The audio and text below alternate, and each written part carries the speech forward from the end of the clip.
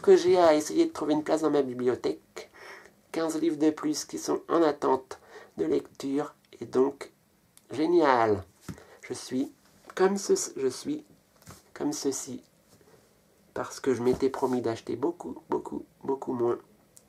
Mais je suis comme ceci parce que je crois que le mois d'avant, j'en ai eu 3 de plus. J'ai eu 3 achats de plus. Et donc,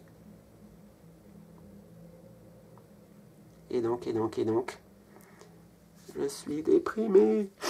Quand est-ce que je vais arrêter d'en acheter plein? Quand est-ce que je vais vider ma palle? Surtout que cette année, j'ai reçu toute une série entière de mon père.